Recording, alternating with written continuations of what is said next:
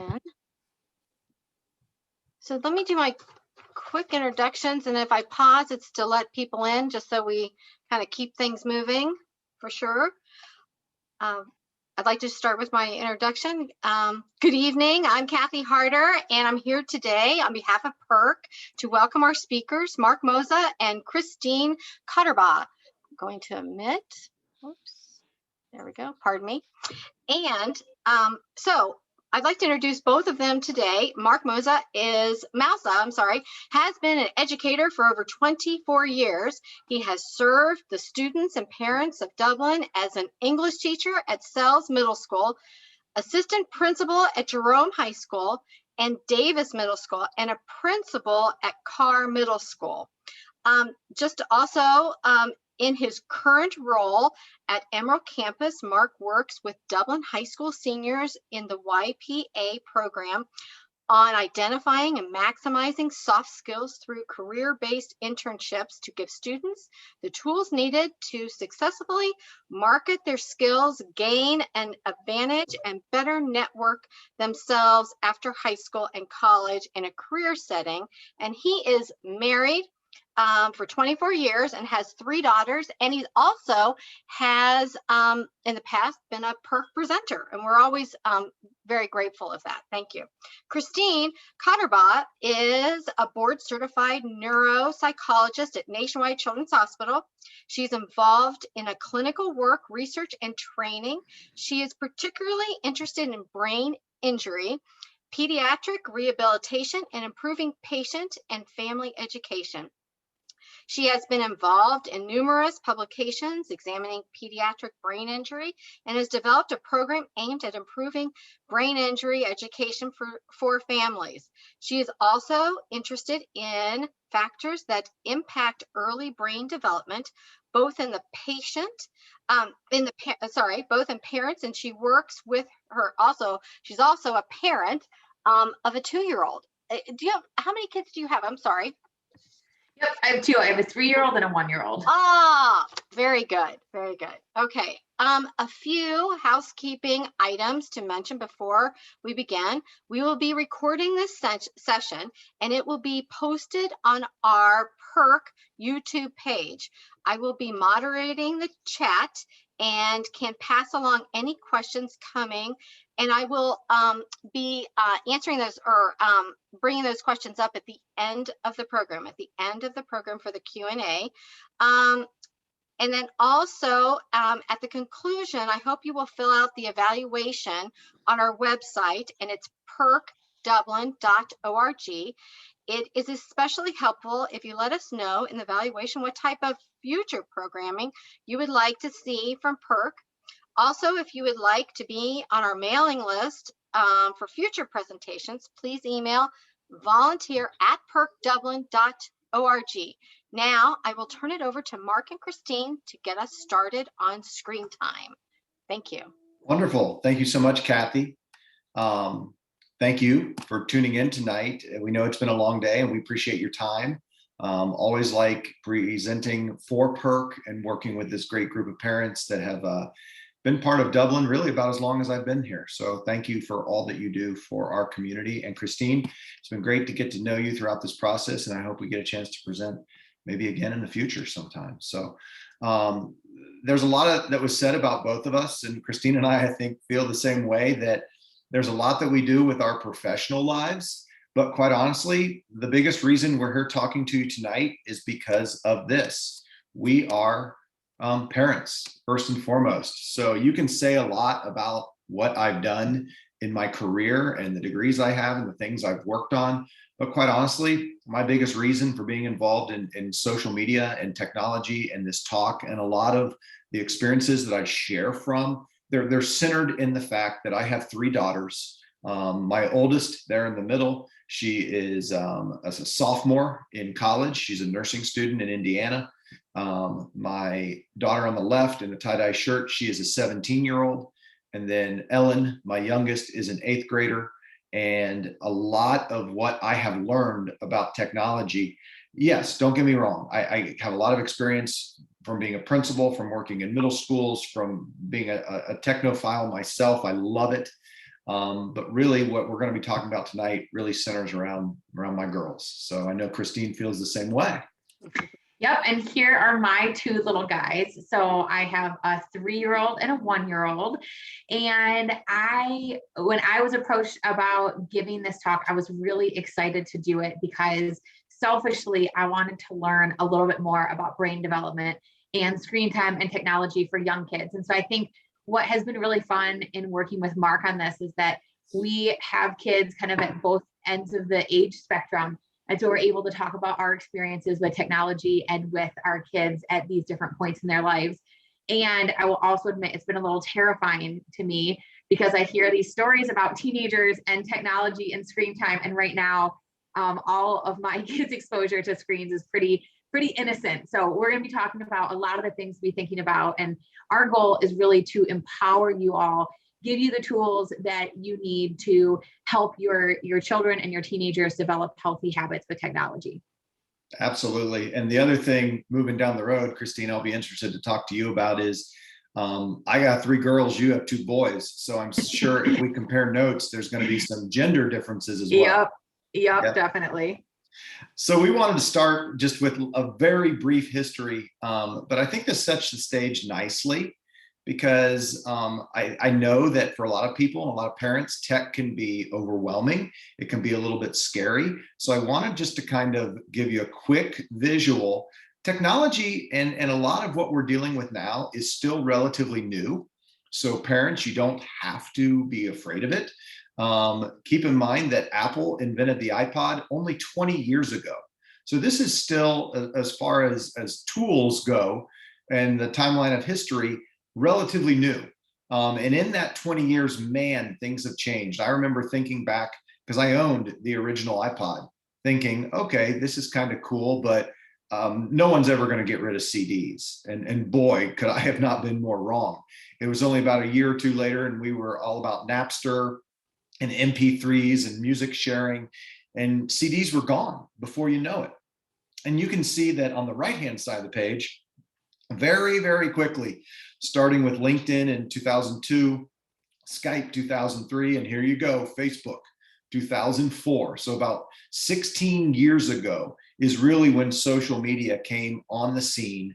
And then things really picked up the last 5 years as we really start to see a lot more social media blending with pictures, with video, and that media piece really is huge. That's where technology has landed today.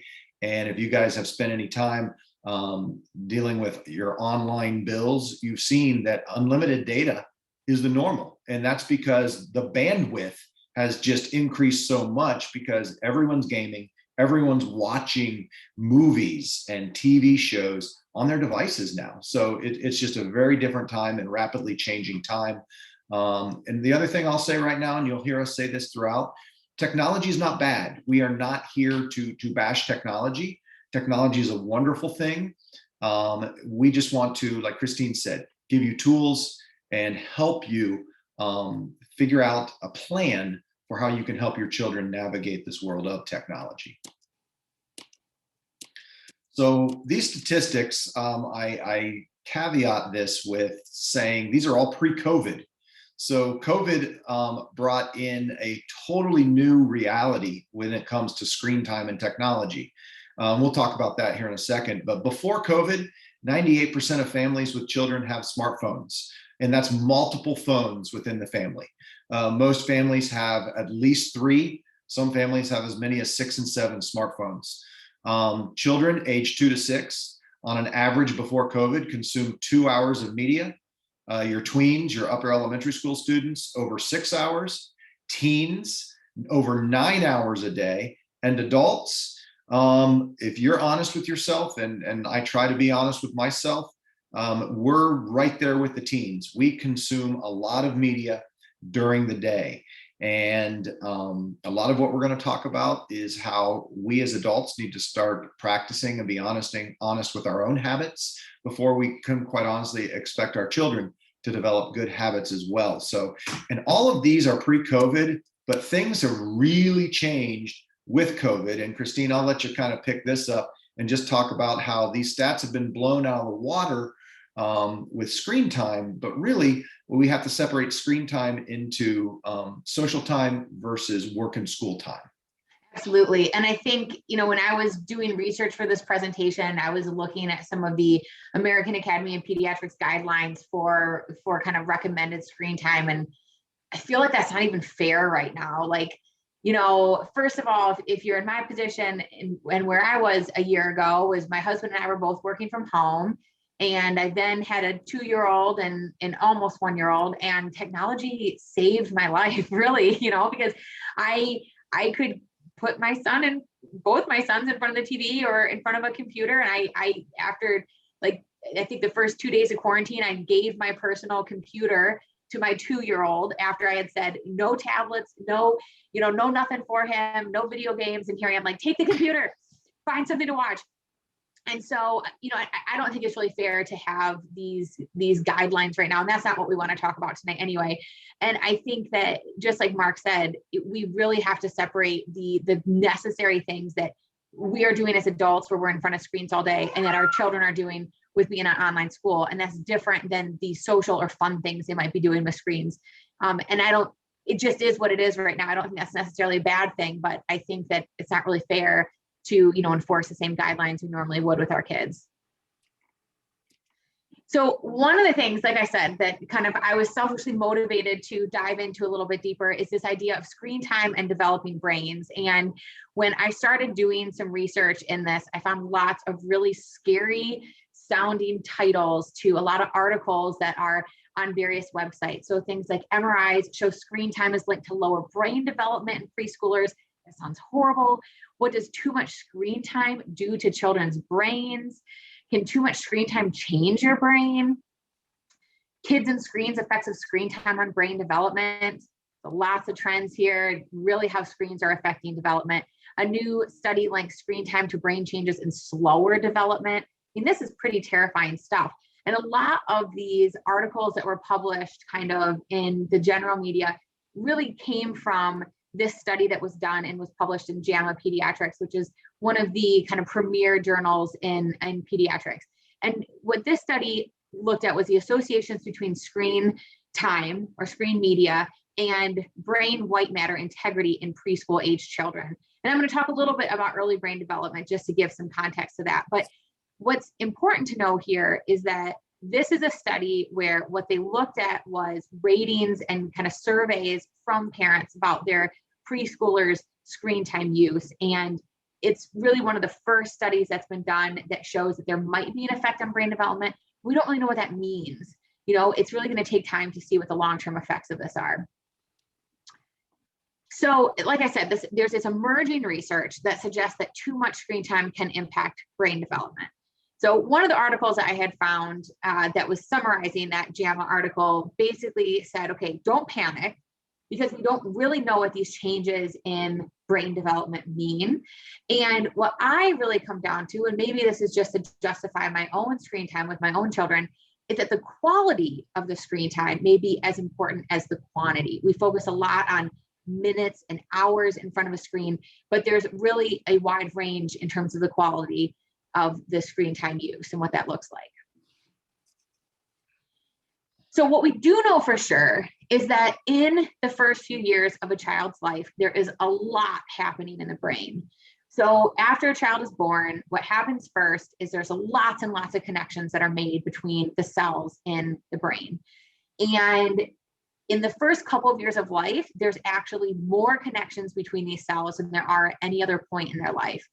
And so you think about a baby and they're exploring, they start to crawl, they're putting things in their mouth. As a parent, you have brightly colored things, you're exposing them to lots of different activities. And what happens as children get a little bit older is kind of this idea of use it or lose it. And so there's this window of time when there's lots and lots of connections being formed in the brain.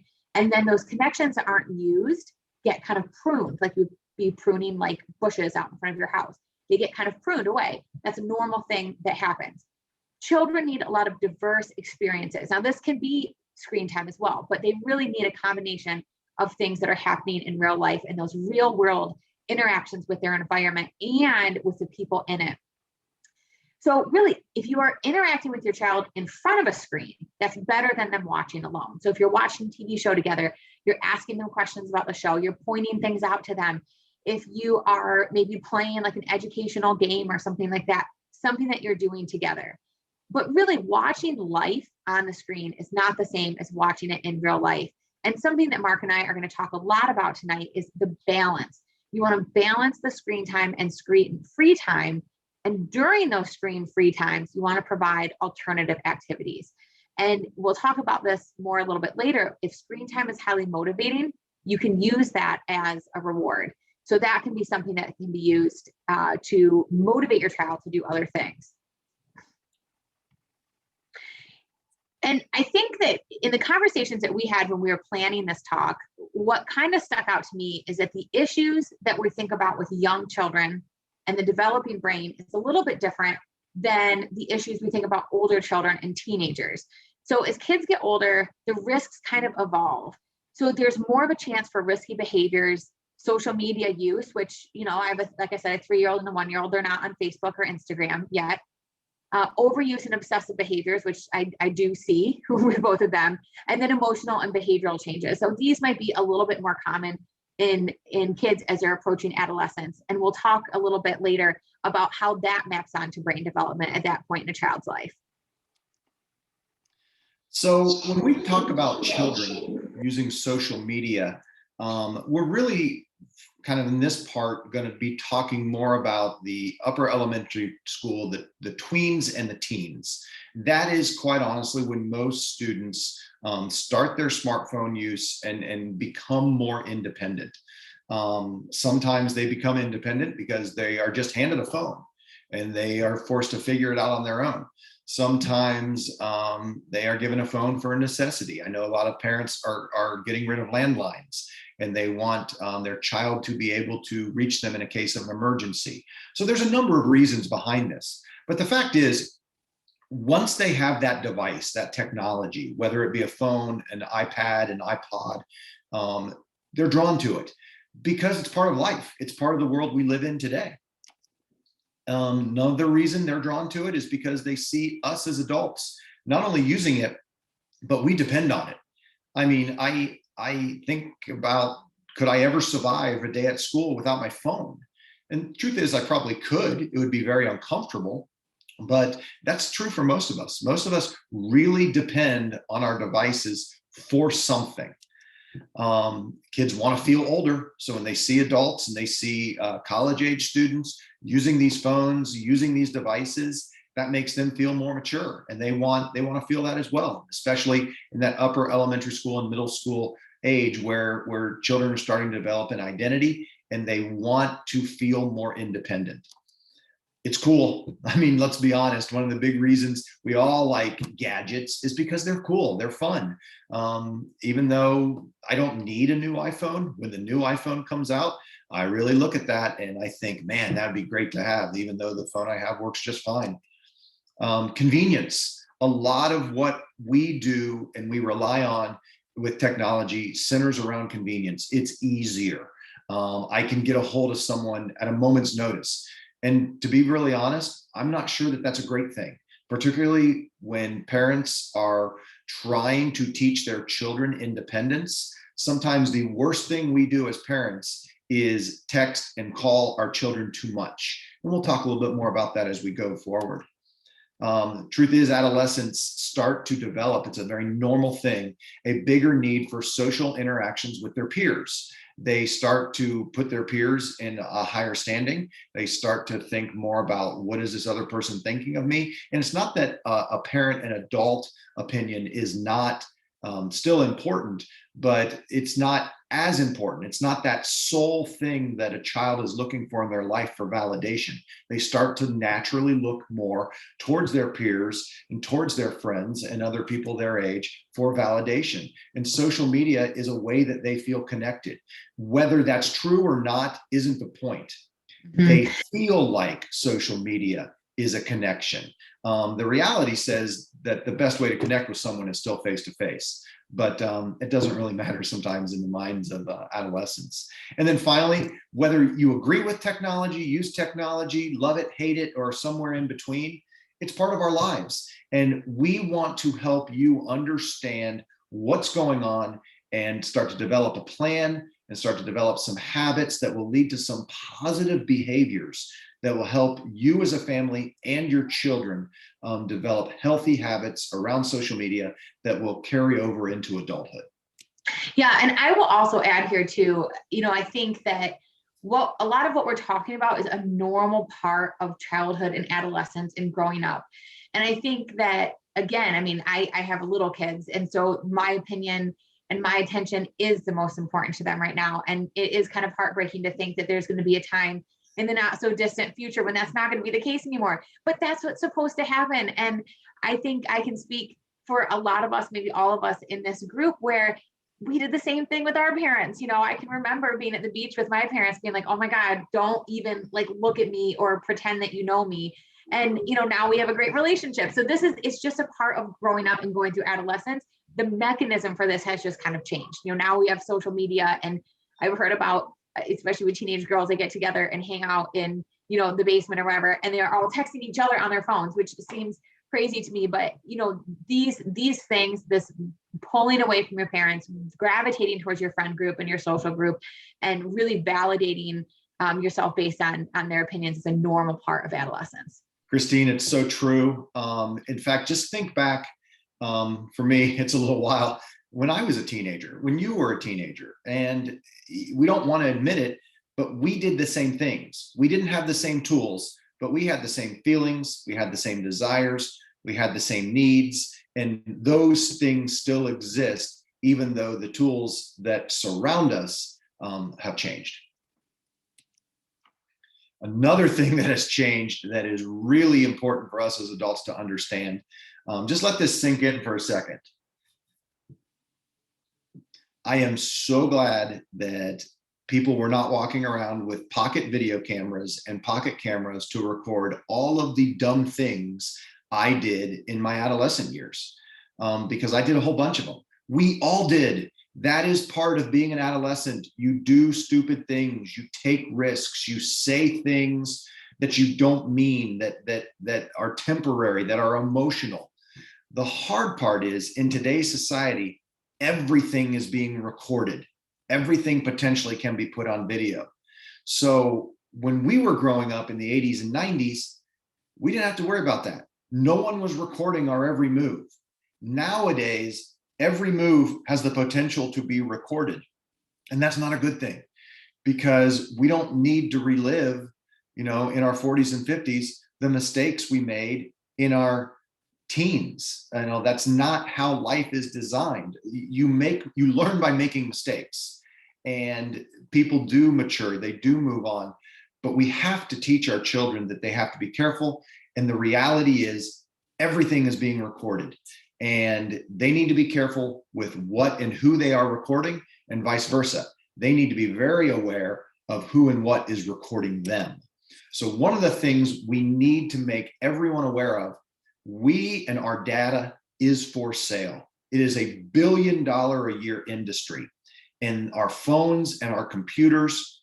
In fact, right now on this Zoom call, our data is being collected, and that data is being warehoused, and it's being put through algorithms to, quite honestly, market and sell us stuff. I was looking the other night for some new running shoes, and wouldn't you know it, the very next day, on a totally different device on my Twitter feed, I had 4 or 5 ads for running shoes. That is not a coincidence. That is our identities and our information online, whether it be through our phones or through our computers or what we buy on Amazon. All of that is being collected and is being warehoused to try and target. We are a target audience, and so are our children. Our children are some of the biggest target audiences out there around social media. And we owe it to them to let them know that their data needs to be protected as best it can. The other thing that is really, really good to understand is that we call them smartphones. They're not.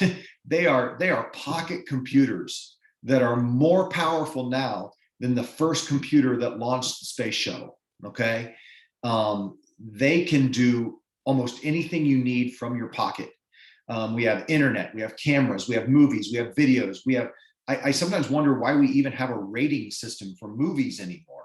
Does anyone really care if a movie is R or PG or PG-13? Because you can watch anything at any time. So we have 24 access at our fingertips. We don't even have to go to a computer anymore. It all is on our phones in our pockets. Truth is, many people, children and adults, they are just not ready to have this much immediate access to information and data. And the flip side, they're not ready to have the rest of the world have that much immediate access to themselves and their information and their opinions and thoughts. History and human behavior overall demonstrate that we have to adapt and learn, and this takes time, and it takes intentional habits to learn to use new technologies. There's a reason why in the state of Ohio, they require a year's worth of driver's ed and classes and things like that. Because think about how disastrous it would be if you just turned 16 and you handed your kids the keys to a car and said, car's in the driveway, good luck, go figure it out. Yet we do a very similar thing when we buy our 13 or 14-year-old a new smartphone for their birthday and say, here's your phone, go figure it out. We need to have training. We need to have a plan in place before we ever give them the device to help them learn, what is this device all about? How should it be used? And how does it really affect my life? Digital habits and healthy digital habits are important. They must be controlled. You have to be intentional and you have to plan ahead. Mm-hmm.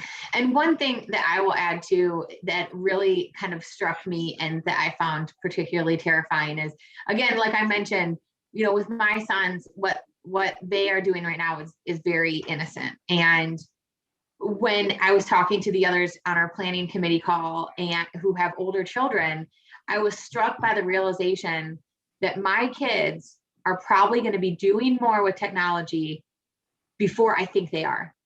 And, you know, it's amazing to see, like I said, I've got my 3-year-old who's quite good with technology, and I've got my 1.5-year-old who's just kind of getting into it. And the picture I almost included was going to be of the two of them like flaked out in front of the TV or in front of an iPad and with my son's toy cell phone, because it's just so insidious. And to see my 1.5-year-old figuring out how to use technology before he can even talk is just, it's crazy. And so to think about the leaps and bounds that they're going to make, it's going to happen before I expect it's going to happen. And that's why having a plan, being intentional is so important. But what we're going to talk about too is if you have an older child and you've given them the cell phone, it's not too late. All is not lost. We are going to talk about tools and ways that you can set up healthy habits no matter what age your child is and kind of where you are when it comes to technology and screen time. Christine, so true. We don't want anyone to feel like you've missed the boat. The fact that you're here tonight and you're spending your time learning about this is wonderful. That is the best start you can make. And even if your child is in college and you're sitting here going, oh my gosh, I really screwed this up. No, you didn't. No, you didn't. They are still your child. They still want to listen to you and they will still learn from you when you just start modeling a couple of the things we're going to talk about. So what do we need to do? First thing I think we need to do is we need to separate, and Christine talked about this, and chime in when you'd like, social media for work and school and social media that is personal for pleasure. Truth be told, in the current environment we're in, we wouldn't be having this meeting right now if it wasn't for technology. It is a wonderful thing, and it's allowed people to earn a living. It's allowed our students in Dublin to continue to be in school when the alternative would have just been awful. We'd have an entire generation of kids falling behind. And you can argue the pros and cons of online school and online work, but the point is there is going to be more and more technology used for work and for school and for these types of things. Even when we go back to whatever normal is going to look like after COVID, we will still have elements of technology that exist in our world. I hear businesses really talking about, do I really need to send this team on this business trip? We can save a lot of money just by doing virtual conferences. I heard IGS Energy is thinking about, what, do we need to bring all of our employees back to a physical building? Maybe a lot of our people are more productive working from home. So there are some realities that technology is not going to go away. It's going to continue to morph even after COVID ends. But the thing is, when we separate work and pleasure media, we then as parents have to step in and be intentional about helping our kids see, well, what can I do to get me away from this screen or away from this media? Again, it doesn't mean they can't do gaming or they can't text their friends or be on social media if you deem that appropriate. But what it means is we have to be more intentional about finding other things for them to do. Can you play a board game as a family around the table? Can you go outside and do some gardening? Can you take a bike ride? Can you take a walk? Are you involved in your club's soccer team or your youth baseball team? What other things are you doing intentionally to show your children there are alternatives during this downtime that don't involve screens, that don't involve technology? Christine, anything you'd like to add? Yeah, I think this is it's really hard because a lot of the stuff that we're going to talk about and a lot of the stuff that I talk about with the parents who I work with, regardless of screen time, is that this is a lot of work.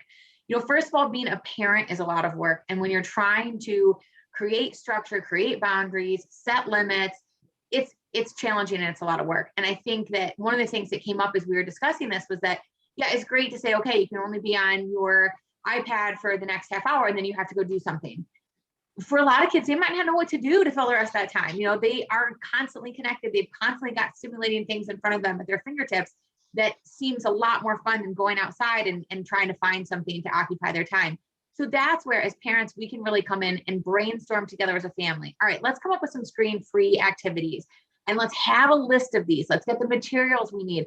And I can almost guarantee you're going to be surprised by some of the things that your kids might come up with you that you maybe never thought they'd be interested in. And it might be that you're saying, all right, let's go to Michael's and get some craft supplies, or let's pick out some board games that we want to get, or let's get some books from the library that have some new recipes that we can try. So there's lots of ideas, but what that might mean is that you've got to put your phone down too. And you've got to all get off technology and all get off the screens, because really what we're doing as parents is modeling that good behavior, which is really, really, really hard. So I'm not sitting here telling you that it's easy and that I do it all the time and I do it really well, because I don't. So, but these are things that we want people to start thinking about and kind of remind ourselves to be thinking about too.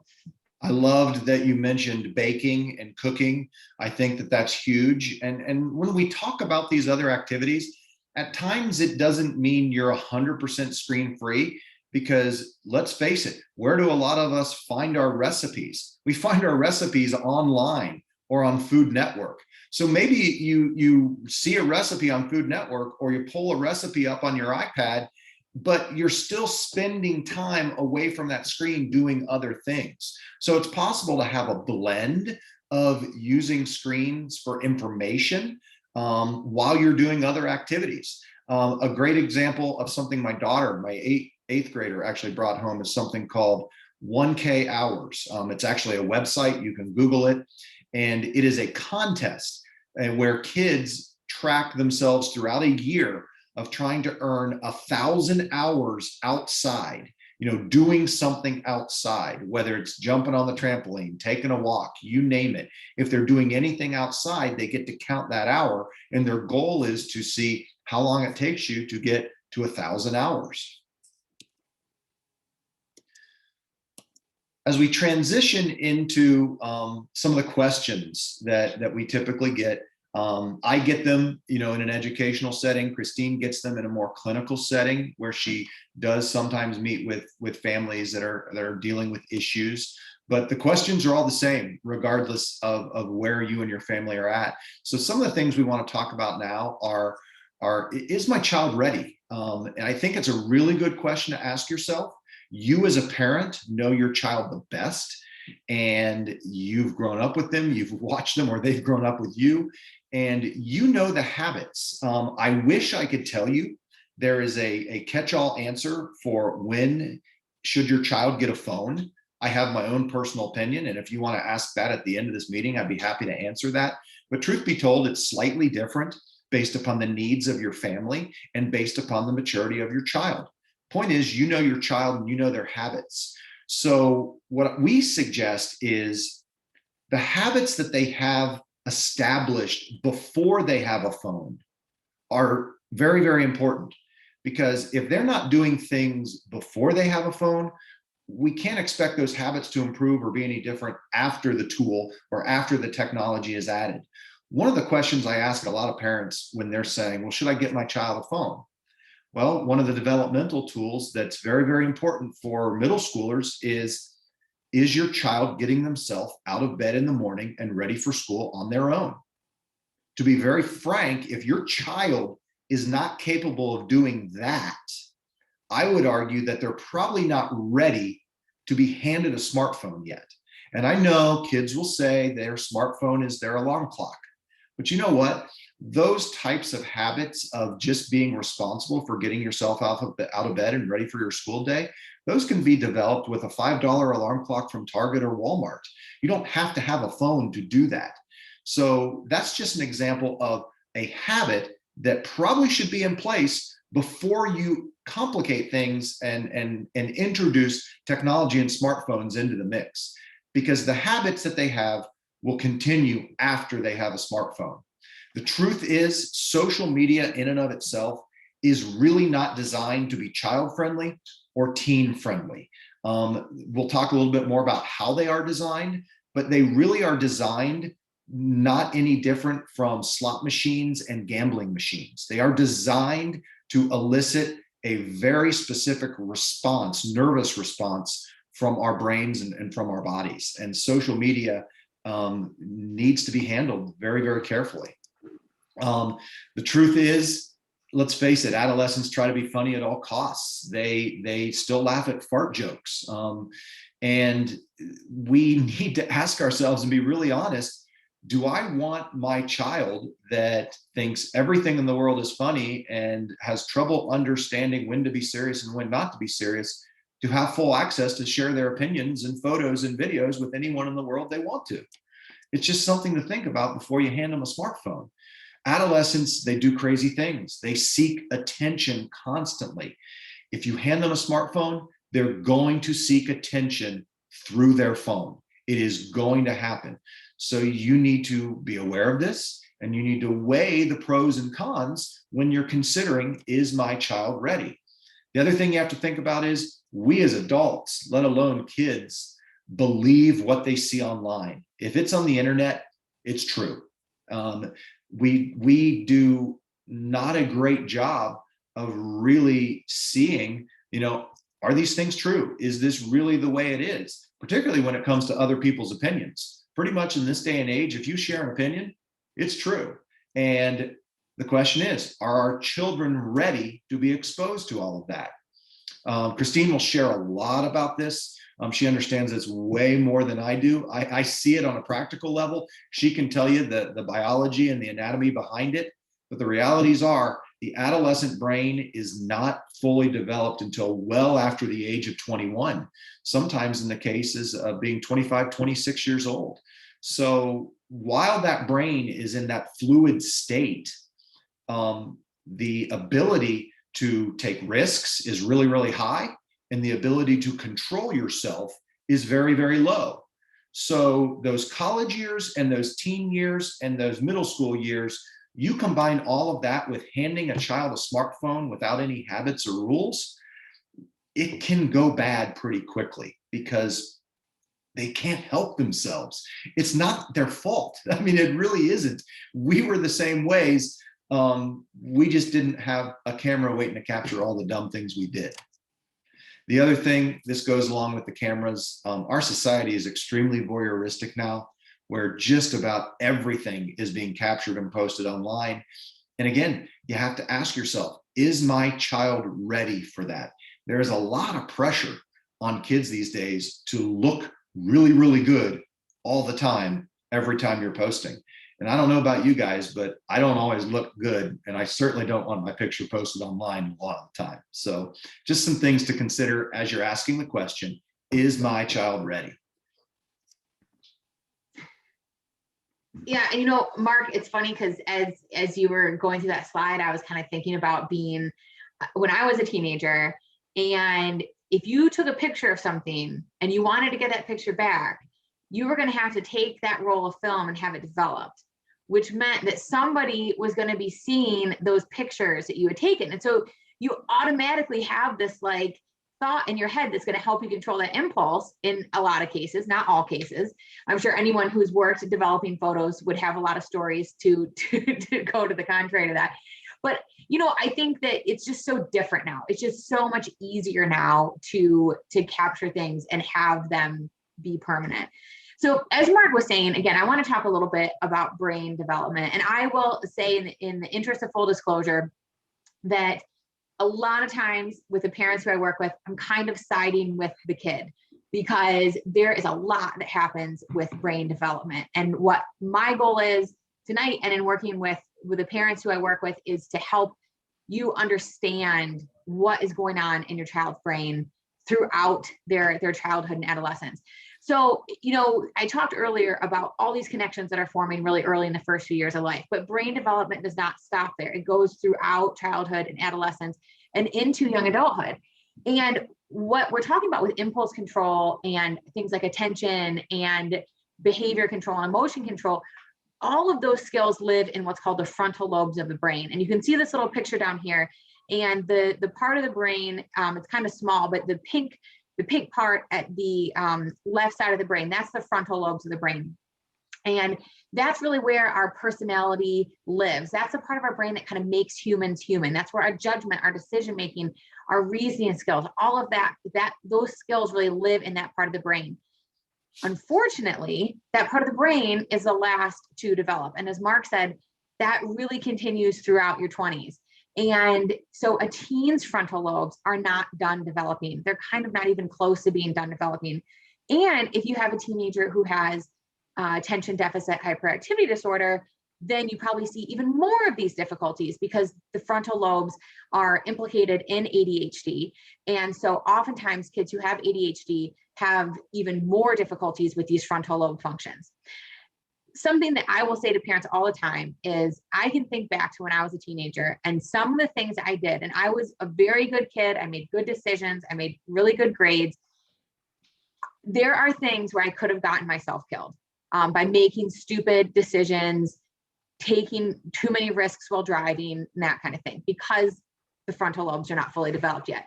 And I remember getting into my kind of mid-20s and having this like light bulb moment and thinking, that's why my parents didn't want me doing this stuff. But it took me like 10 years to come to that realization. Because when you're a teenager, you're like, oh my God, my parents are the worst. Why don't they trust me? I'm so responsible. I'm going to make good decisions. I'm not going to do anything stupid. Everything's going to be fine. And you just don't have the capacity to really, kind of think of all the things that you take into account when you're an adult. And yet 16-year-olds are getting behind the wheel of a car. And now we have to contend with them having their cell phone in their hand or right next to them. And we're going to talk a little bit more about that too. But I think it's just really important to understand the brain development that is happening in adolescence and early adulthood, because again, kids are doing stupid things. To me, it's a fault of their brain not really being there yet. And again, like we're talking about, there are things that you can do as a parent to kind of scaffold and help support them and give them the skills and the tools they need to make better decisions, or at least to understand the consequences more fully. And in some cases, and I say this a lot to parents, give your child an excuse to blame you.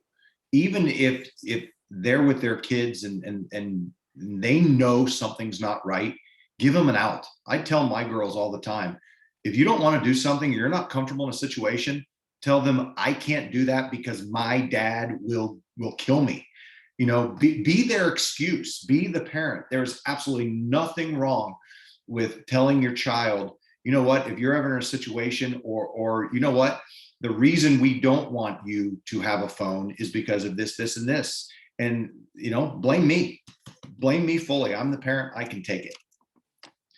So a couple things we want parents to ask, not does my child want a phone, want a car? I think that's what a lot of people think about. Of course they want a phone. Of course they want a car. Who doesn't?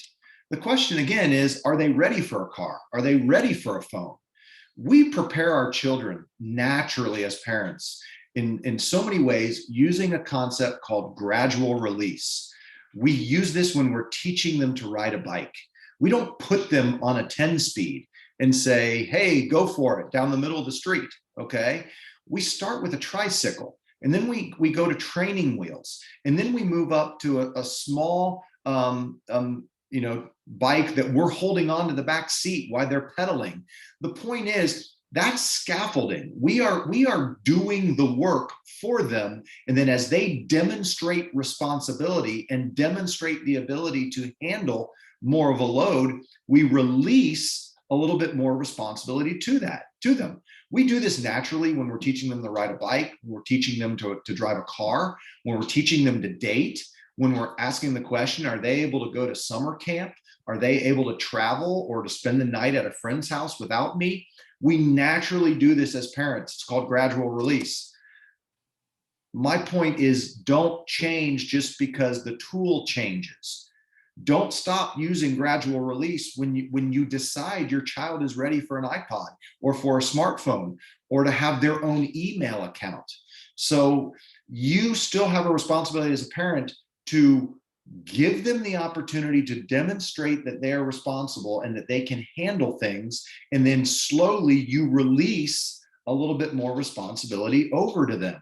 So maybe it doesn't start with full-blown access to social media. Maybe your smartphone that you give them is restricted to texting and email and nothing else. Because when you show that you can do these things, now we can start having a conversation about how I can release you to do a little bit more. We need to mentor our children through technology, just like we would in a lot of things in life. And as Christine said, it's work. It is not easy. It is hard. It takes time. Your child will get frustrated with you, particularly if you're a parent sitting there with an older child and you're thinking, I really need to rein them in. Here's the point. Start with just one thing. Okay, if your child has free reign of the phone right now, start by simply saying, you know what, we're going to put our phones away at dinner, and we're also going to put our phones away when we're in the car. Okay, because those are two places that really should be phone free. And parents, we have to follow our own rules. If you set a rule that says no phones at dinner, then your phone has to be the first one away. And I can't tell you a better rule than saying no phones in the car. Because if you have had teen drivers, and I have two of them right now, there's nothing more terrifying than thinking about the distractions that are already going on in a car without a phone. And here's a little bit of advice, parents. I love you, but I'm going to be honest. Stop texting your children when they're in the car. Okay, you want them to stop using the phone in the car. We have to be the first ones to stop texting them when they're in the car. We want our children to pay attention at school. Parents, please, please, please stop texting your children at school. Okay, if they need to get a hold of you, there's a phone in every classroom. They can call you anytime they want. If there's an emergency, trust me, the school will call you. But parents are the #1 texters of students at school. And every time their phone goes off, they're distracted and they're missing an opportunity to learn. So we have to model the behaviors first as parents and then mentor our children through that.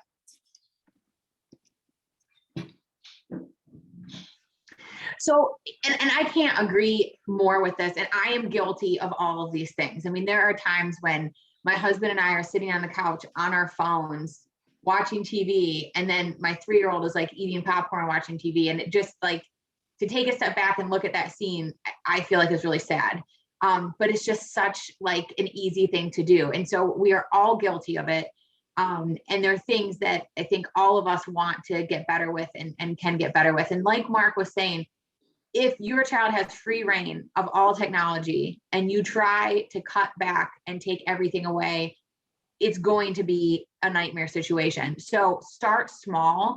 And as you're kind of adjusting to these new normal routines, and which might take days, it might take weeks, it might take months to get everybody in the family, parents included, on board with putting the phones away at dinner, putting the phones away in the car. And then you can move to the next thing. Then maybe you start setting limits, or then maybe you start with, building in a reward system or that kind of thing. What's really, really interesting about video games and social media is that they activate the same reward centers of the brain that get activated during things like gambling or other types of pleasurable activities. And what I think is really interesting with the gambling example is that you don't know when you're going to get rewarded. And so it feels really, really good when you do, because it's this kind of variable reward system that's very unpredictable. That's why people get addicted to gambling. And that's what we have with social media. You post something, you don't know who's going to like it, you don't know what kind of response you're going to get, or you're playing video games. And at the very root of everything that we're talking about, this is a business. People are building video games, people are creating social media, they are creating all of these things around us in terms of technology to make money. And in order to make money, you have to get people to use things longer. You have to get people to buy more. And so that's the whole point of this. It feels very complicated sometimes, but it's really just a money-making thing, right? And the way they do it is they make it so engaging that it's almost impossible to put down, especially thinking back again to those teenagers that don't have great impulse control. They don't have great time management skills. They don't understand the consequences because their brain is not fully developed yet. So they're kind of the prime victims for this type of strategy. But that doesn't mean you should take it all away and just not use any of it. And that's definitely not the message that we want people to leave with after tonight. It's teaching your children to use things responsibly, explaining some of these things. We're going to show a video in a little bit that I think would be great to sit down and share with a teenage child that would be old enough to understand it and have a conversation. It's so cool. My son is at a point where he's asking why about everything. And I really try hard to give him a reason, which is sometimes very difficult and I can't. But most of the time I try to explain, if I don't want to do something, he asks why, I try to explain why. And I think that's the same thing we want to be doing when it comes to technology use. Your children are all smart and bright, and they're going to want to know why. And if they have that context, it might help to shape their behavior a little bit. Christine, so true. If I think about myself, and I do a lot when I give these talks because it is humbling, how much time are we actually wasting online? I love YouTube, but getting down that YouTube rabbit hole as an adult is so easy. One video, then another video, then another video. And the truth is, it's not bad. It's fun, it's entertaining. Sometimes it's even educational, but it's so easy to get distracted and to waste time online. And I think we as parents, number one, need to be aware of that. And number two, we need to be honest with our children. How much time are you wasting?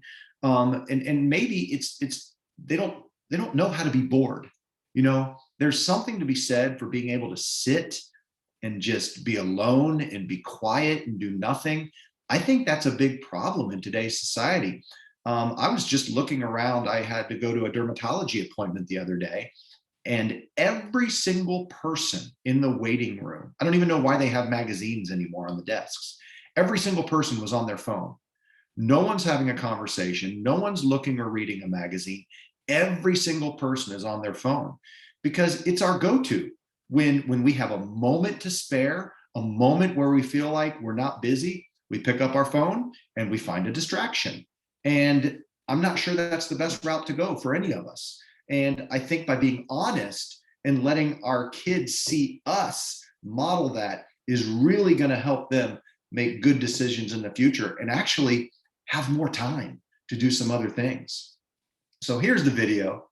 I'll hit play. It's actually pretty interesting. And then I'll let Christine talk a little bit about the science behind this.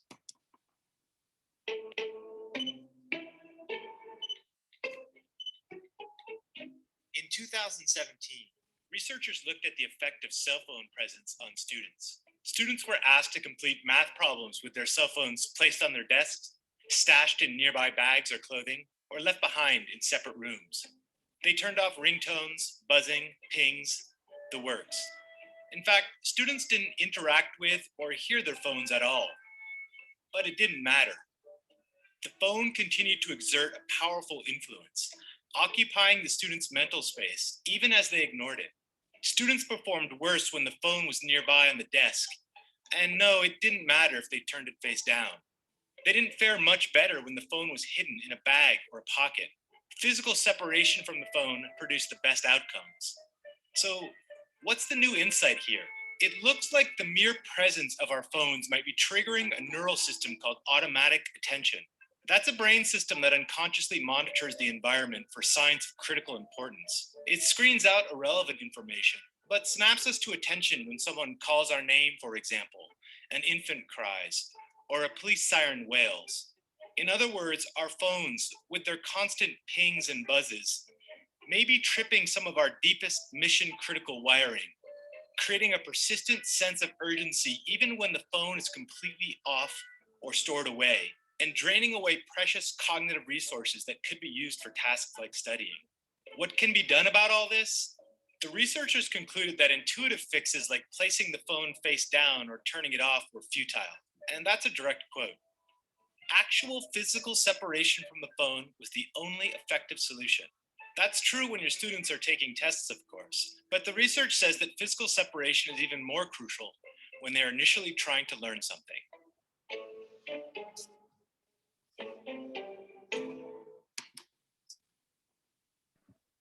Yeah, I love that video. The first time I saw that, Mark, was this morning in the presentation that we did earlier. And I was just really struck. I love the way that they explain this too, in a way that's really easy to understand. And I think, to me, the big takeaway from this is that there is this automatic attention system in our brain that we're not even really consciously in control of. And, I have my phone sitting right next to me during this presentation, and there's been times that I get an alert, and without even realizing it, I look down to see what it is. And I think it probably is happening to all of us, because that's just how, again, insidious technology is. And so most of the time that might not be that big of an issue. But when you have children who are needing to learn information, especially, and they need to have as much of their attention focused on that as possible, we need to eliminate the other things that are distracting them from that. And so when we're thinking about homeschooling, online schooling, what a lot of people have been doing for the past year, maybe still are doing, having that physical separation from the phone is going to be really, really important. Having it kind of out of sight, out of mind.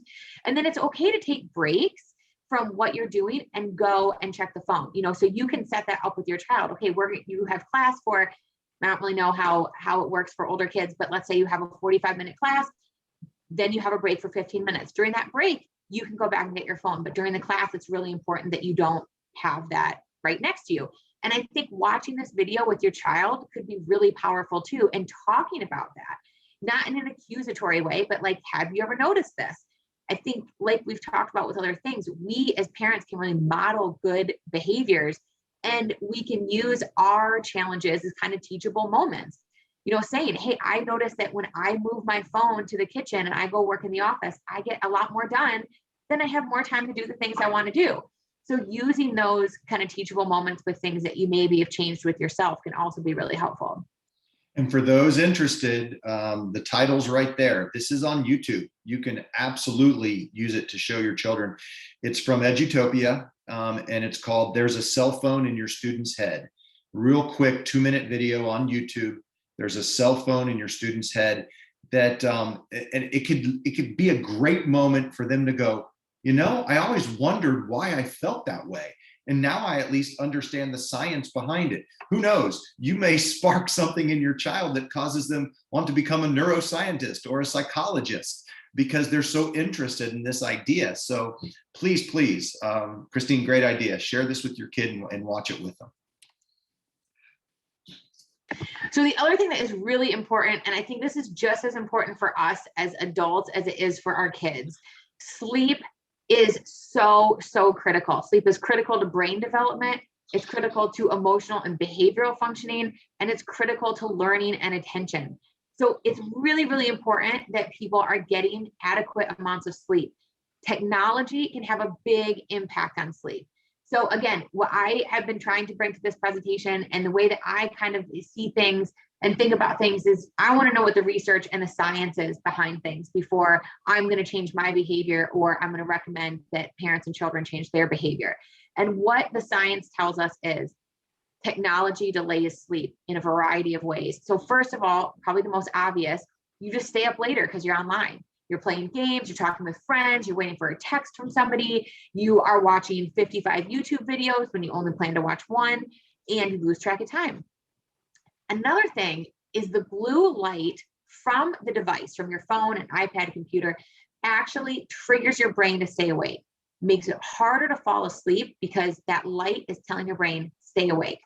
And then the stimulating activities, the things that you're actually doing, is telling your brain, hey, exciting things are happening right now. Don't go to sleep. There's exciting things happening. And I kind of think of that as like a brain FOMO, or fear of missing out. So what can you do? Turn the electronics off 30 minutes before bed and do something more relaxing. Fight back against those stimulating activities. Calm music, taking a bath, reading in bed, and then putting phones in a central location. Trying not to keep them in the bedroom, getting an inexpensive alarm clock, using that for your alarm clock, and then putting phones in a more central location, maybe a charging hub in the kitchen or something like that. And one thing, if I know there are people that need their phones. I was a building principal for 5 years. I would get calls for emergencies. I have a brother-in-law that's a surgeon. He's on call and needs his phone. Every phone now has a do not disturb feature that can shut down the non-emergency calls. Use it. We as adults need to use that.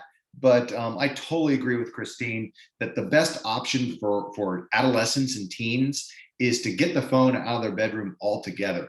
Trust me, folks, when they go to college, they're going to have their phone in their bedroom anyway. You need to start developing those good habits, those good sleep habits earlier in their lives before they leave the nest and head to college. And in most cases, I think for a lot of people, the parent is the one who has bought the cell phone. The parent is the one who's paying for the cell phone. Or if you have it set up where your child is making money maybe, and they are paying to be on the family plan, they still are on the family plan.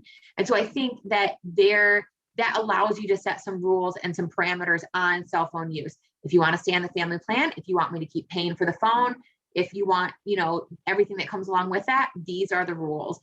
Even if after they've had the phone for a couple of years, I think that's okay. And again, you provide this device to them, allowing them to have.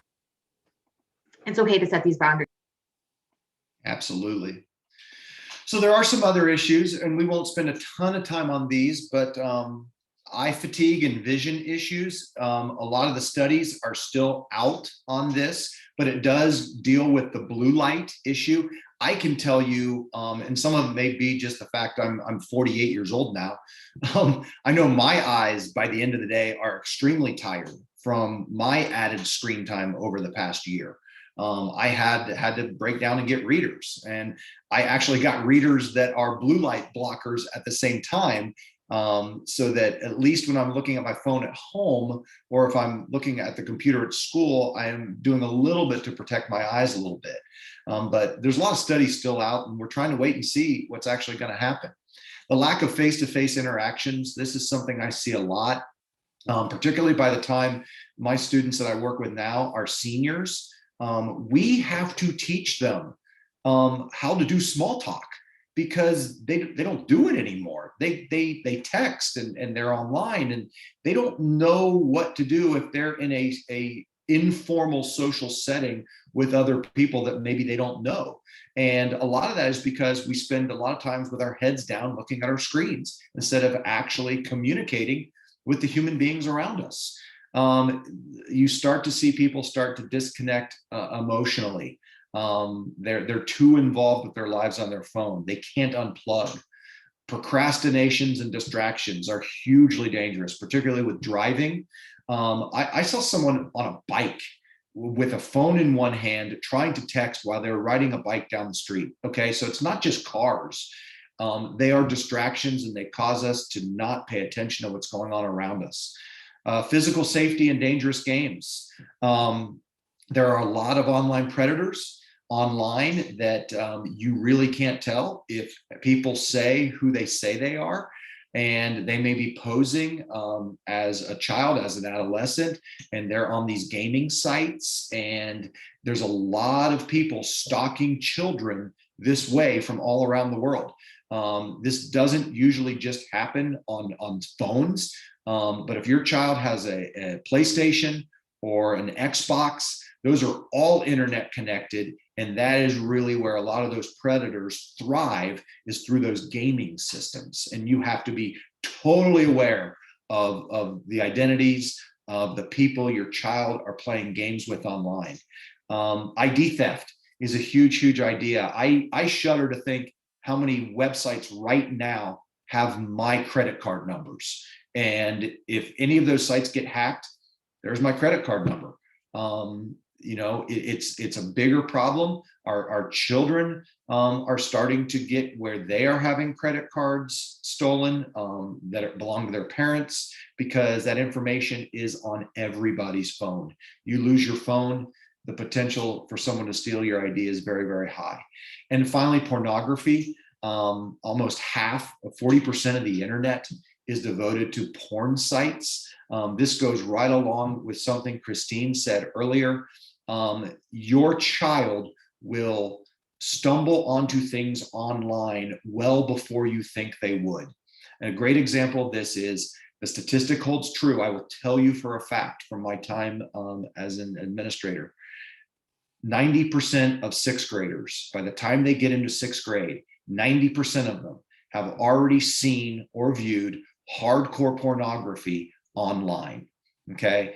I will tell you the real statistics are probably higher than that, because kids are curious, they're online, they're distractible, they're going to be flooded with it. The internet is, and people go, well, what about filters? Your cell phone has no filter. Okay. Your cell phone has unlimited internet access. If you have an unlimited data plan, your child can watch any movie they want. They can go to any internet site they want, unless you are putting up those parameters for them. So understand, odds are your child has already viewed something online well before you think they are ready. So just be aware, have those conversations with your children ahead of time. They shouldn't be afraid to talk to you when, not if they encounter pornography, but when they encounter pornography online. Yeah.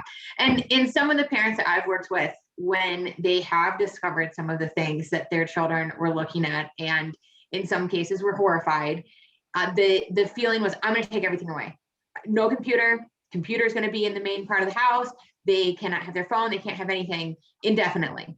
And really what's going to end up happening then is they're going to use their friend's phone. They're going to find a way to get on. It's going to be something that is this like thing they can't have, and they're going to want to see more of it. So I think what's much better, even though I think it's much awkwarder for everyone involved, is to have these open conversations about things. And that might include talking to your teenager about pornography that's online, and being open, talking about what your values are, maybe as a family, talking about what realistic expectations are, all those types of things. I think that, again, having two sons, this was, I think, the part of our planning committee conversation where I was like, oh my gosh, what am I in for here? Sixth grade, that's so much earlier than I would have thought. But that's what we want people to leave this with, is that if you have young children, plan ahead. If you have older children, it's never too late to start these conversations and the mentoring and the balance and everything that we're talking about. And truth be told, and Christine, I laugh at you because I thought the same thing about your boys, because guess what? I am a guy.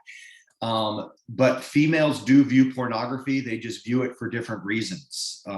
Young girls often will stumble onto pornography because they are concerned with what they look like. They're concerned with their image, and they want to see what the world views as attractive or as sexy. So females still look at pornography. They just look at it for a very different reason. So be aware, have the conversation ahead of time. Funny story to kind of add a little bit of brevity to a very serious topic right now. So I was at Carr Middle School, and I was the principal, and it came across my desk, and a lot of teachers were concerned because large numbers of 8th grade boys were congregating in the bathroom in between classes, during classes, and at lunch. And they were kind of sneaking to the restroom. And that's never a good thing. Never a good thing. Middle school restrooms are not places you want to hang out. So I was ready, I waited, I busted in there. Mr. Mousa was there to save the day. And it wasn't drugs. It wasn't pornography. It was Fortnite. Groups of 8th grade boys at Carr Middle School were sneaking off to the restroom to discuss and play Fortnite and come up with strategies to beat one another on a game. So just because it's not pornography and it's not drugs and it's not something like that, it's still a distraction. So whereas I was very relieved and to see that was the problem and it was still kind of innocent, it still was a problem. So just a funny story to kind of break up some of the reality of some of the things, but we as parents do have a responsibility to know potentially the dangers that lurk online. And Mark, we just have a few more minutes before we're going to go to questions. So I know we have a lot of great resources in here too that we can always share if we don't have time to go through those. Yeah, I am happy to share some of the resources, and I'll go quickly through this. A couple things to remind your kids, and these are just some great quotes that talk about online isn't real. The one in the upper left, being famous on Instagram, being famous on Facebook is the same as being rich in Monopoly. It's not real. And I think a lot of times when they see things on social media, we have to explain that is people putting their best foot forward.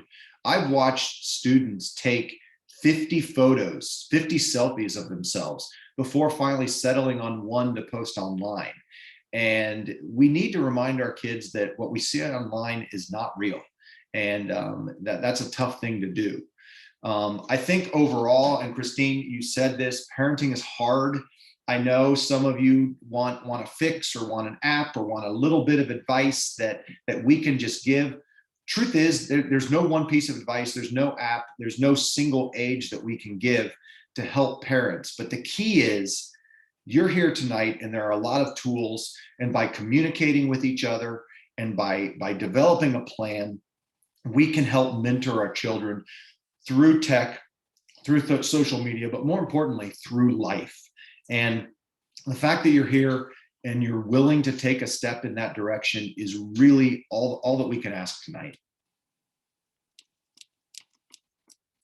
So some tips very quickly. Keep the lines of communication open.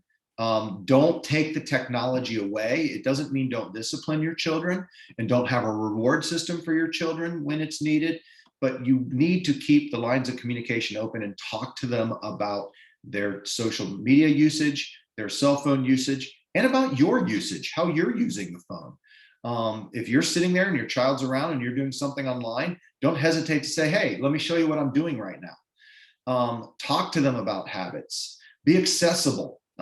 Children should not fear us. I know as a parent, I've made this mistake far too many times that I care to admit, but sometimes the best thing to do as a parent when we're provided information on our children that is shocking or even upsetting is to take a deep breath, walk away, and really not deal with it right now, but think about it and deal with it when you're calm and you have a plan of attack.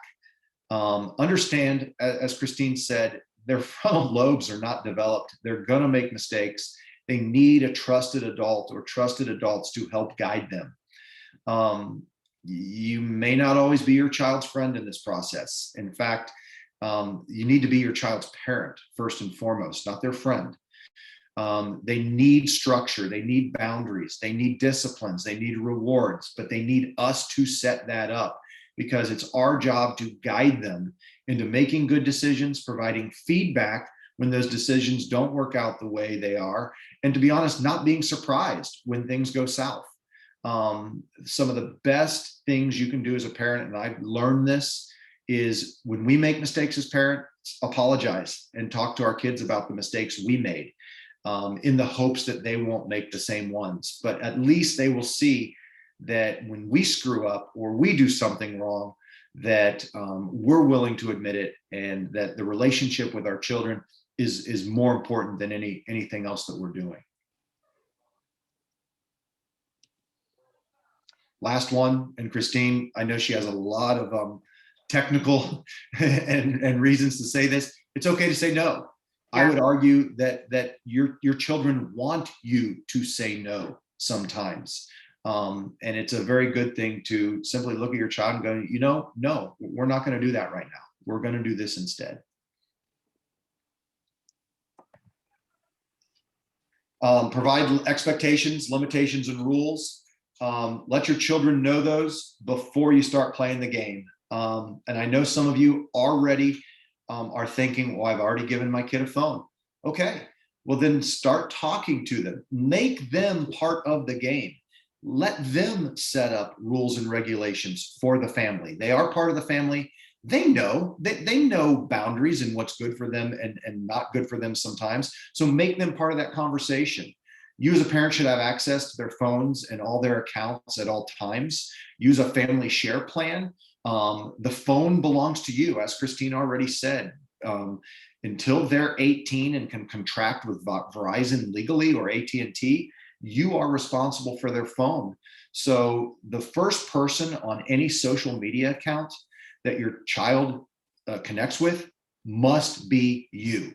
You need to see what they're posting, and you need to let them know you are going to see everything that they put online. Okay, that will be a guide and a help for them as they start to think about, should I post this? Gee, maybe I shouldn't, because my mom or dad is going to see this as well. It's a really, really good place to start. No privacy settings. And if you are struggling with this, remember, you are the customer. Apple, Verizon, AT&T, they work for you. You pay their bills. So if you're struggling with knowing how to do something, go to the Verizon store, go to the Apple store, and ask for assistance. They can set up accounts for you, family monitoring for you, time limits, nighttime, daytime limits on your child's phone. And to be honest, it's not your child's phone. On the phone you own that you are allowing your child to use. Have a family account and set yourself up to approve all purchases and all apps. I do this for my daughters. When they want to purchase an app, they don't only have to get my permission, but we have a conversation around, why do you think you need this app and what is it going to bring to your life? Is this going to benefit your life, or is this just going to be another distraction? So I've even played the reward game with them where, well, if you want to add that app, what app are you going to get rid of? Because truth be told, half the apps on their phone, they don't use. They've just become out of vogue and they want to move on to something else. So have the conversation with your child. Very good. You want to jump in here, Christine? Yeah, well, I'm wondering, should we take some questions? And then if we have time at the end, we can go back to some of these things. What do you think? Yeah, I'm fine with that. Yeah, good. I think you've given us so many tools here. Here's a couple that came through, and they are very curious about when is a good age to give a student a phone. This is coming from a 5th grade parent, which is a very good time to be asking about that. They were looking for your personal opinion from both of you, actually. Thank you. Yeah, my personal opinion and what I follow with my family is my girls do not get a cell phone until their freshman year of high school. Okay. I can tell you that the middle school years, you don't need a phone. You really, really don't. I spent over 20 years in the middle school teaching, being an administrator, and middle school students do not need a phone. High school is a little bit different. And in my opinion, as an educator and as a parent, no child really needs a smartphone before high school. Before that, it becomes a tool that, quite honestly, you can do all the same things through an iPod or through an iPad, if that's a device route you'd like to go. But they really do not need a phone until high school. And I can even make a really strong argument that they really don't need one until they drive, which would be sophomore year. Can I Yeah, piggyback on that just a little bit?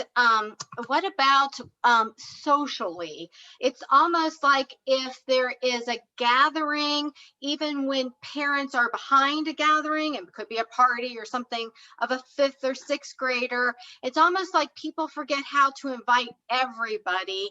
And so then if you don't have a phone or you haven't done your iPad or something like that, you're excluded. Maybe both of you could add a little bit about that too, about parents being aware that maybe your kid doesn't have everybody on their phone. Thank you.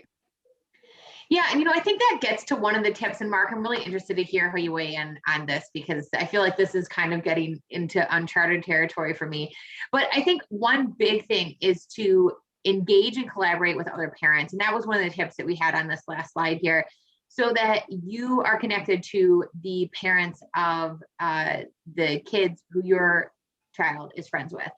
And they might have some good tips and some things that you can try when it comes to technology use, but that might also be a conversation where you say, hey, we're not doing cell phones until freshman year of high school, and I just want to make sure that so-and-so doesn't miss out on anything. If there's something going on and you're trying to get in touch with them, then, feel free to reach out to me. I think the other thing that's tough too is middle school. And I don't know, again, Mark, I'll be interested to hear what you have to say about this. I feel like it probably gets to a point where, I think in elementary school, you might be inviting everybody to everything. And then in middle school, it might not be as much that way. So I don't know. I'm just really curious to hear what you have to say about that, Mark.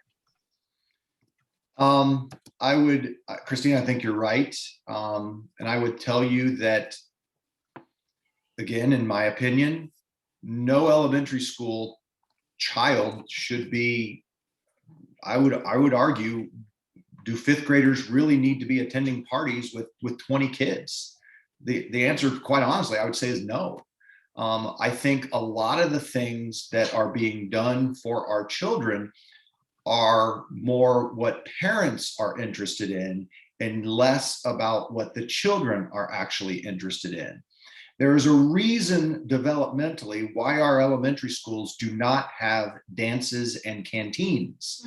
It's because developmentally, kids don't do that. There's a reason why we don't start doing those kinds of social things in schools until middle school. So if a parent is coming to me and saying, I'm concerned that my child is missing out, first thing I would say is, well, call the parent, call the other parent and say, are you having a party? Are you having people over? It happens via the phone out of convenience, not because there's necessarily something going on. And I would also say, and I'll just be very, very blunt here, when in parenting history has the phrase, well, everyone else is doing it, ever been a valid reason to do anything? It just isn't. And to be very frank, just because the parents down the street are having 30 kids over for a party, it doesn't mean you need to do that. And to be very honest, it doesn't mean that that's a good thing to do. You need to know who your children are interacting with. And especially at young ages, you need to really know the parents and the families that your children are interacting with. And if you don't know the parents and you can't pick up the phone or walk to the house and knock on the door and say, hi, my name is Mark, and my daughter Ellen has been invited over to your daughter's house. I just wanted to come over and meet you. I'm also wondering, what kinds of things do you have planned for the evening? Are you going to be watching any movies? I'm curious, what films are you going to be watching? Because we as a family, don't watch R-rated films. And I was just wondering, again, I think parents just need to be a little more involved and, to be honest, a little more cautious about what their kids are doing, particularly at a very young age. At the elementary school level, you really need to know the home life and the parents and the people that you are sending your children to be with. We have another question too. During the pandemic, kids don't have the same access to other kids as normal time. Everything is virtual. How do you help kids cope with this? So I think from a coping standpoint, this is obviously something that everybody is dealing with right now, and that is extremely challenging, even taking technology out of this. Luckily right now with numbers dropping and with the weather warming up, there might be more opportunities to get together outside, and people might feel more comfortable with that. So that definitely, I think, is one option. But I think another thing is, having those conversations. If you feel like your child is having trouble coping, talk to them about it. Figure out what it is that is going on that they're struggling with. Again, I think as parents, and I find this all the time with the families that I work with, as adults, we make assumptions about what our kids are thinking and feeling based on what we're seeing on the outside. And sometimes those assumptions are spot on and exactly right. Other times what they come to you and tell you is different than what you were expecting. So they might come to you and have a problem and, miss talking to their friends, and they don't have a phone, but they have an iPad. And when it's connected to Wi-Fi, they can text with their friends, or, maybe they play a video game where they're able to connect with their friends that way. So it might just be some problem solving to figure out how to get that socialization, and, and figuring out what that is going to look like. One thing, and I know this is going to sound archaic, but I deal with high school students who try to find internships and literally have no idea how to make a phone call and talk professionally with somebody. These are 17 and 18-year-old students. I remember growing up, I picked up the phone. I learned how to talk to people on the phone, and all of our smartphones or phones. I don't think during a pandemic, it's a bad idea to actually allow your children to call and talk to their friends on the phone. It doesn't need to be texting. It doesn't need to be social media. Actually have a phone conversation. I have another question here. Do you have any advice for those of us who are, for the most part, enormously softies, and whose resolve begins to give away after many minutes of moping, whining, no, you can't play Minecraft right now, they, shutting down the internet access? Is it just do you hold the course of the situation, or is there something more productive? So what I would say, and I love this question because I work with parents all the time when it comes to behavior management. I think as a parent, you have to decide from the outset what you are going to be able to do. There is nothing wrong if you are the type of parent where you're like, I can't do it. I can't tell my child no. They're going to want to play it, and I know I'm going to give in. Don't tell them not to play it then. Because the biggest mistake I think that parents can make is being inconsistent and giving in to negative behavior. Because what happens is you're reinforcing that negative behavior. So I actually am more concerned with the giving in to the moping and the whining. And I do this all the time with my son. I pick my battles. And so there are times that I let him do things, or maybe I let him get away with things because I don't think I have it in me as a parent to enforce what I want to try to enforce. And so I think that is kind of the step one. If you've had a long day at work and you're exhausted and you're like, well, he really should stop playing Minecraft, but man, I cannot deal with his whining tonight. Why don't you say, hey, you know what, buddy? You have been so great all day today, and you got your homework done. I'm so proud of you. I'm going to let you play Minecraft for an extra 20 minutes. He doesn't know, you're kind of changing the rules, but he's getting a reward out of it. And so I think, to me, it's like almost taking a step back, asking yourself, being honest with yourself, can I follow through? Can I deal with the 20 minutes? Kids have more willpower than we do as parents. They have more energy than we do as parents. And so they will break us down if we do not have that resolve. And there's nothing wrong with just kind of throwing in the towel before you've even started the fight. It's much better to do that, I think, than starting the fight and then giving in. And so hopefully that helps with the question. And I also want to just kind of give that permission. If you don't have it in you, don't even go there. And that's okay. Mark, what do you think? I agree. You need to, you can't fight every battle. And you have to save your energy for the ones that are most important.